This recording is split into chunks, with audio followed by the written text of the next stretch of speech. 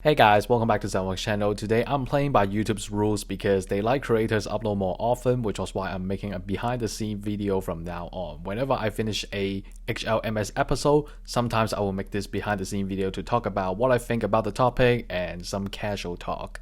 I hope you all already finished the latest H.L.M.S video. I know it's 26 minutes long, but I seriously don't want to split it and took the fun and information out of it. So I do want to apologize again for a long video if you found it unentertaining. Allow myself to review my own work and actually discuss what's wrong and what's good about the video. First point, the information was not complete because no matter which website I visited, they only provided me 10 volumes to read. The rest of the 4 volumes were missing, so I'm not sure about the potential new changes for GP03 and 4. I do want to say sorry about the incomplete information. Second point, the annoying problem is my pronunciation. Since English is not my first language, so I have a lot of difficulties pronouncing some of these specific words. For example, Physalis. I always thought that this word was pronounced as Vesalius, which was why I retake a lot of times to get it right. I did notice that I mispronounced the word H.L.M. armor into H.L.M. armor. Maybe I was a little hungry during the recording, considering that by the time I was up to the GP02 part, it was around 6 o'clock. Time for dinner.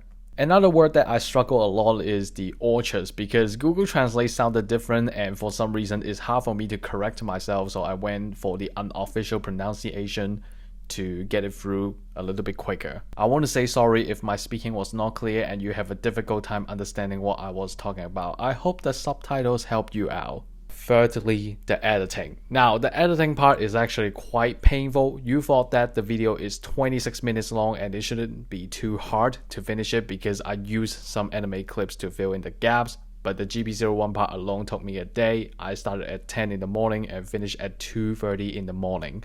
I could have done it faster if my unit assessment were not in the way, but originally it should have finished by last Thursday night. But the stupid assessment just killed all my time and energy. I could have made the editing better because I did find out that the GP01 full armor and the GP04 explanation were quite tedious. It might affect the visual experience and making you lose the focus. But I seriously don't know what to put in to make the screen less boring, which was why I went for the stock pictures. Furthermore, for some reason I felt like this episode was not as active as the previous episode about the Blue Destiny.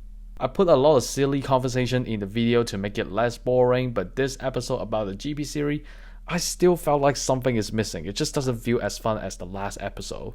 But my favorite part is the GP00 part. I thought it would be pretty entertaining to put some silly things in the explanation. Hope you guys like it. It might look pretty simple, but I actually spent a lot of time to adjust it. I was planning to include the slashing effects for the dawn part, but I don't know how to use After Effects, and the green screen doesn't look good either, which was why I scrapped the plan. Overall, I think what I could have done better was the editing and the talking part. Other than that, I am pretty okay about the rest of the video. For the next episode, I don't want to do a long series like the RX-78 or Strike Gundam from the Gundam Seed. I kinda want to do a shorter series instead because I don't want to push myself edit until 2 in the morning.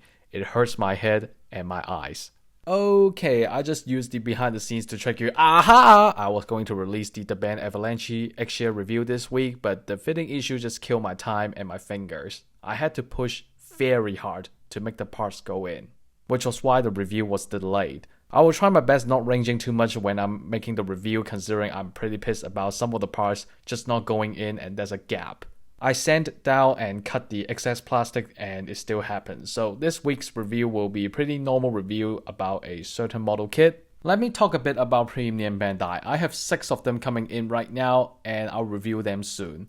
I know this is an obvious thing, but we aren't getting as many regular releases as we used to get. Nobody wants to talk about how Bandai focus on milking Premium Bandai instead of doing real things like rework more, release something new and not Premium Bandai again. It's pretty sad that even Rick Deer's Revive, Sandro Custom, and future release like Heavy Arms Custom are putting in Premium Bandai. Why we need those models to be Premium Bandai? They are in the anime.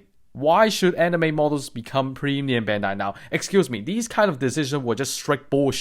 When has become that we need to spend double or triple money on anime MS? I understand that MSV or manga version in the PB section, but come on! Even anime MS considered as Premium Bandai? What's wrong with you guys?